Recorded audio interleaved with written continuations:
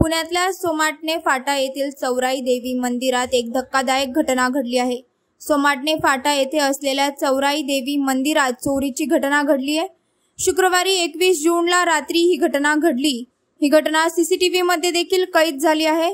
दोन चोरट्यांनी मंदिरामधल्या त्रिशूळाच्या मदतीने दानपेटी तोडून चोरी केली। यासोबतच ओळखू येऊ नये म्हणून तोंड बांधून चेहरा लपवल्याचं सीसीटीव्ही मध्ये दिसत आहे।